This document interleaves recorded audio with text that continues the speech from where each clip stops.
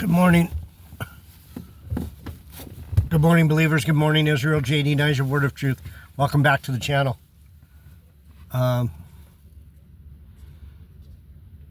It's a nice, beautiful day here. Huntington Beach, California. We have a little bit of elevated surf. Mostly sunny skies. Getting towards the end of summer, it gets really nice here in Huntington Beach in September. August, September are some of our...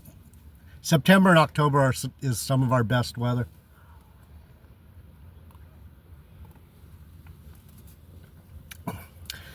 So, Bible teaching, Word of Truth channel, Word. Heavenly Father, bless the message. My brothers and sisters who are here today, help us understand your word. We love you, we honor you, we praise you, we bow before you, we exalt you, we thank you over and over again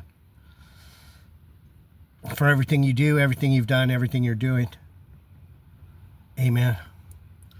So we're going through Ezekiel. The book of Ezekiel, man, he spits fire, man. Almost the whole book so far, up to chapter 23, he's just telling us how wicked we are, how hateful we are, how greedy we are, how stupid we are, how ignorant, stubborn. It's a lot of spit and fire on us, I'll tell you. So in chapter 22, he goes through, the Lord tells him, I'm judging you people. And so basically what the Bible is trying to tell us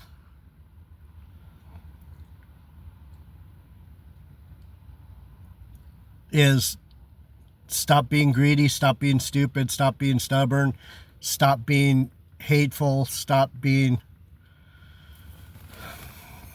Stop it. Stop all those things. So it says down here, I'm going to go back to this because it's kind of interesting how the explanation down at the bottom, God tells Ezekiel, these people, this is your problem. These people, this is your problem. You people did this. You people did that. He's just pointing fingers at everyone. So it says, chapter 22, 23 through 31, in a veritable catalog of the nation's sins, every guilty party is singled out for judgment. Every guilty party is singled out for judgment. And in the end, everyone's guilty. We're all guilty. It says, the false prophets who have devoured souls, verse 25, the priests who have violated my laws. The priests are supposed to keep the laws. The prophets are supposed to watch out for your soul. So the prophets weren't looking out for people's souls. The priests weren't paying attention to the law. The princes who are like wolves ravening the prey. The princes are supposed to be the governors and captains over the people. We're supposed to be protecting people from other people. We're supposed to be administering the laws, the princes, prophets, the souls, priests, the law, princes, the administration. And the people have used oppression and exercised robbery. Everyone does a little bit of that, right? If you have any power, you end up oppressing people. And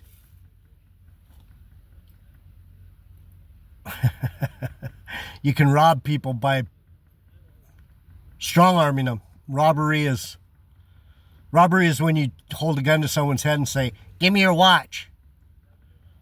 So the people with the power steal. We know who those people are right now, don't we? They like red. They wear hats. Red hats. No one will be left out of judgment. In one of the saddest verses in the book, the Lord himself confesses that he found no one who could stand in the gap. There's no one like Moses or Abraham. Remember Abraham when the Lord was going to destroy, he did destroy Sodom and Gomorrah.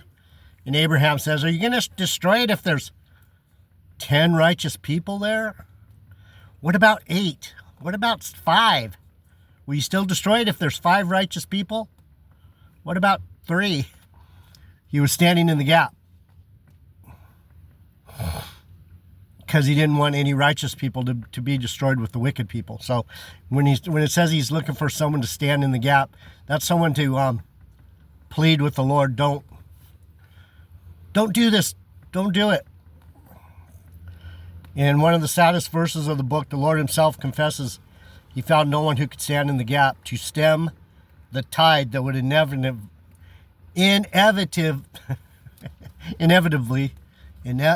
gosh darn it, inevitably,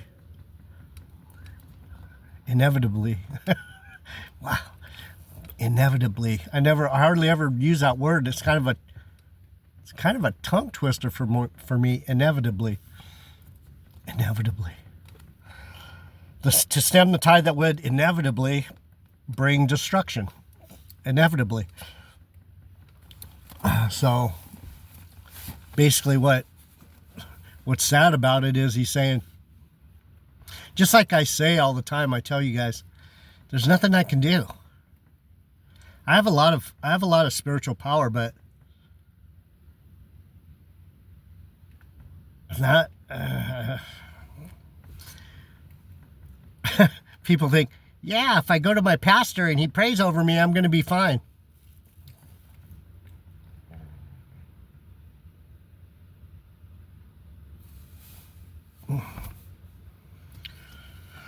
Probably not. Still messed up.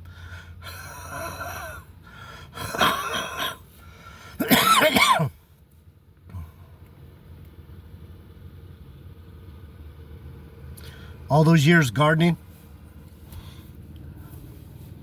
sucking in dust, and then working, doing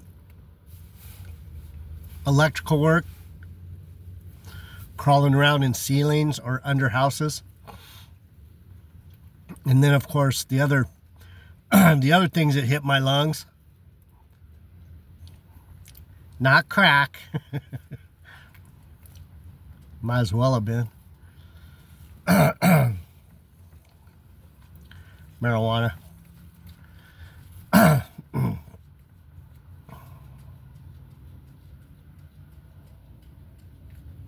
There's a badass fishing boat out here.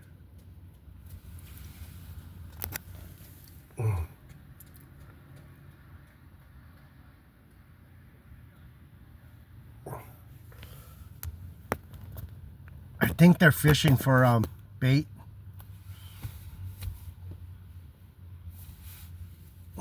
It's like a little tugboat. Looks cool. Anyhow, chapter 23. Chapter 23 is basically more, it's just some more spitting on Judah and Israel. The Lord's saying, tell Israel, Samaria, the northern kingdom, tell them this and tell them that. He uses a literary the Lord uses a literary allusion about 2 sisters. The two sisters are the northern kingdom, southern kingdom. Their names are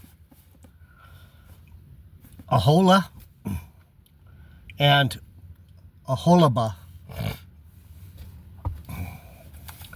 Aholah and Aholibah are the northern and southern kingdom.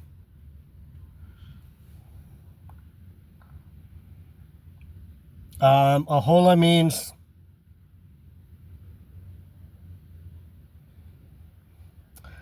her own tabernacle, and Aholibah means my tabernacle is in her. So what does that tell you? If Aholah means her own tabernacle, that means Aholah is the northern kingdom. You understand? I've been teaching you this, you five. The reason God was mad at the northern kingdom was because they formed their own religion. They, like Catholicism, like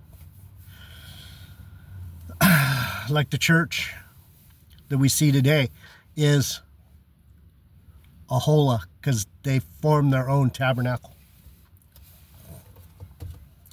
And Aholibah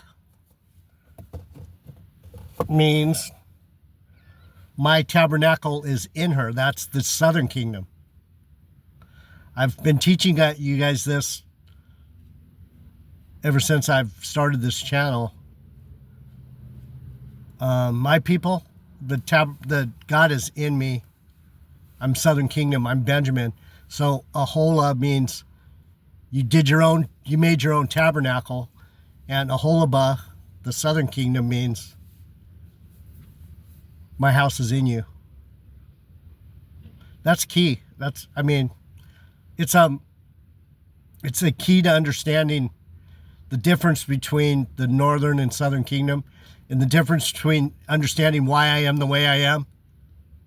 I'm not no fucking church pastor, because I don't follow idols. No, I don't do that. I don't go to church anymore. I don't, it's not part, I am the church.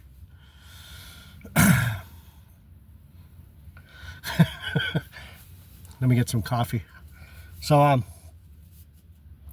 mostly all of chapter 23,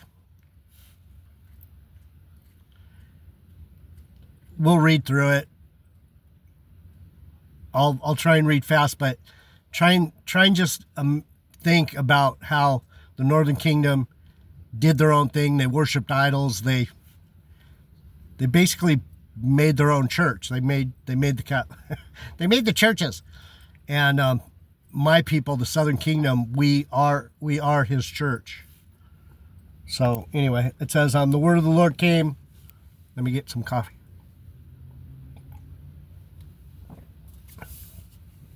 You got to remember, the word of the Lord came to. The word of the Lord. This is why I read the Bible. I know a lot of you go, God, you read too fast. You don't read that good. You're not trying to make me feel it. I know. I have a hard time, because when I read through it, I know what it says, and it's like I'm not trying to put emphasis, because I already know what it means. So I'll try better to read for you and not for me. The word of the Lord came again unto me, saying, Son of man, there were two women, daughters of one mother, and they committed whoredoms in Egypt. They committed whoredoms in their youth. There were their breasts pressed, and there they bruised the teats of their virginity. Whoop, whoop. And the names of them were Aholah the elder, and Aholibah her sister. And they were mine, and they bore sons and daughters. Thus were their names. Samaria is Aholah, and Jerusalem is Aholibah, like I said. Israel is the one that came up with her own tabernacle, Aholah, and Jerusalem is my people. Benjamin is Aholibah. I can't believe no one wants to learn the Bible from someone who actually is a real Jew. They are mine. That's what the Lord told me. You're one of mine. You're of Benjamin, of Judah. So when it says they're Israel's his too. You Gentile, you half-breed Northern Kingdom churchies, you belong to God too. It's just you don't understand me. You don't we don't like each other that well. But it's all right. I like you. I'm good with you. Israel's love for Syria's idol. This is this is the Northern Kingdom. And Aholah played the harlot when she was mine, and she doted on her lovers, on the Assyrians, her neighbors. She messed around with the heathens, which were clothed with blue, captains and rulers, all of them desirable young men, horsemen riding upon horses. Thus she committed her whoredoms with them, and with all them that were the chosen men of Assyria, and with all on whom she doted. With all their idols she defiled herself. There you go. Like I've been saying over and over again, Israel is idol worship. She messed around with Constantine. She messed around in how do you say it? Byzantium. She messed around with the heathen fake church rulers of Europe, and wherever else. Thus she committed her whoredoms with them, with all them that were the chosen men of Assyria. Neither left she her whoredoms brought from Egypt, for in her youth she laid with her, and they bruised the breasts of her virginity and poured their whoredoms upon her. So, when we came out of Egypt, there was quite a few. They call them the Erev Rav, Erev, the mixed multitude. These were the people that were already fucking around with the Egyptians. These are the pre-Northern Kingdom Sumerian half-breed Israelites that we see today. Same people. That's what this is saying. Even when you came out of Egypt, you were already fucking around with the Gentiles. You already had it in your mind. That's what that means. These discovered her nakedness. They took her sons and her daughters and slew her with the sword, and she became famous among women, for they had executed judgment upon her. When you mess around with the heathens, you're going to catch their disease, and then they're going to go, now you're one of mine. Now you got the half-breed disease. You got the heathen. You got the heathen thing. Judah's alliance with Assyria. And when her sister Aholibah saw this, she was more corrupt in her inordinate love than she, and in her whoredoms more than her sister in her whoredoms. So when we saw when we saw them getting it, my people said, no, we're going to get it even better. And we started doing even more wicked stuff. We weren't just letting them love us. We were going after them and putting it sodomy. We were coming up with more. My people, the Benjamites, were nasty perverts. True. That's why it says that, because it's true. She doted upon the Assyrians, her neighbors, captains and rulers, clothed most gloriously, horsemen riding upon horses, all of them desirable young men. Then I saw that she was defiled, that they took both one way. Whoopsie. And then Judah's alliance with Babylon, and she increased her whoredoms. And when she saw men upon the wall, she ran after the Chaldeans, the ones in vermilion. So when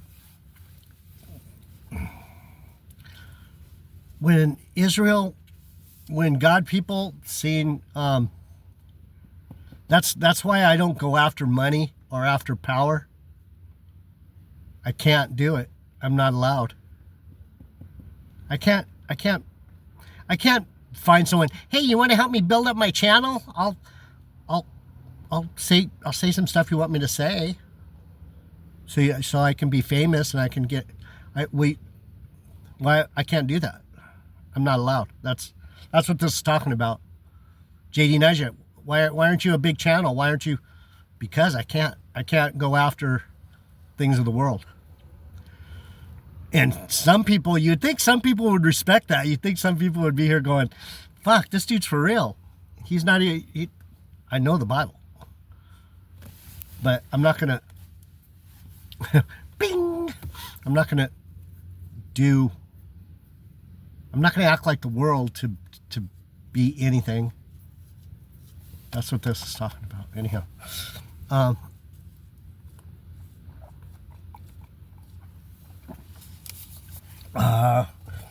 So Judah,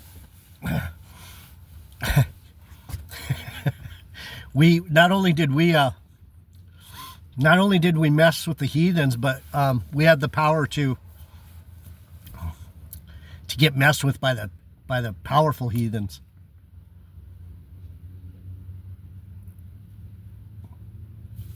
We went to the top.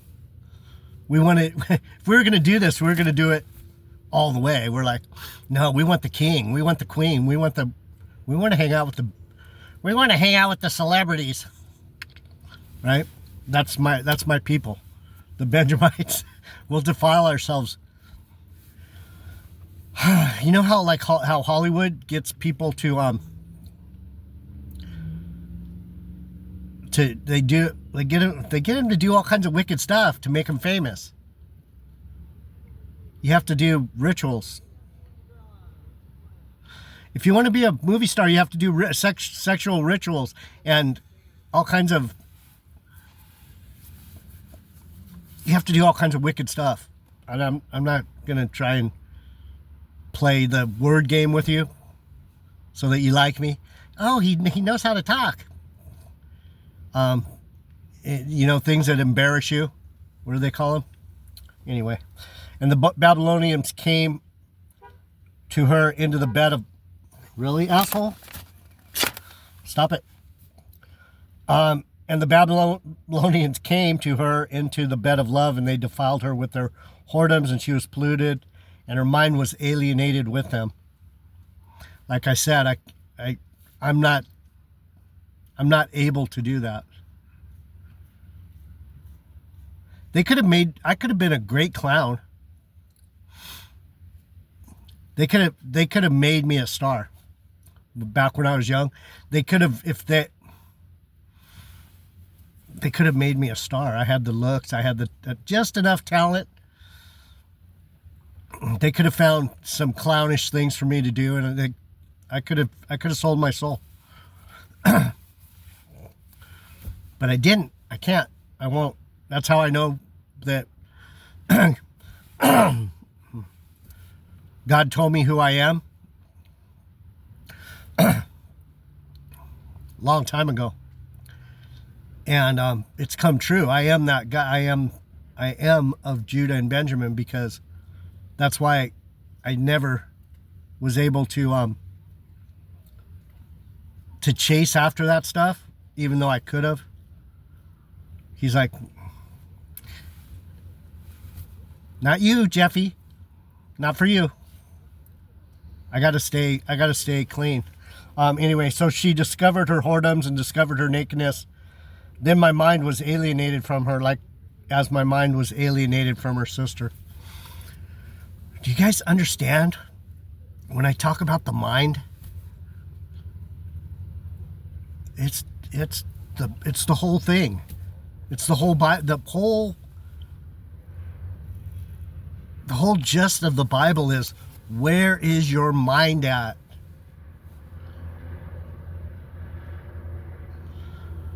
Because your actions are going to follow where your mind is.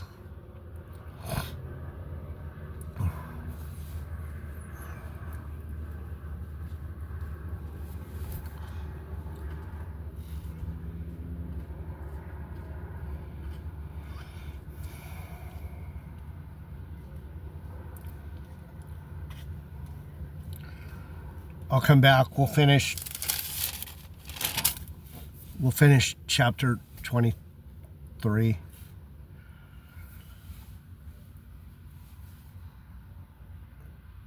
It's where your mind's at that matters. Are you going to be a little whore and follow the world, or are you going to follow God? JD Niger, Word of Truth. Subscribe if you want to learn the Bible. I'm out.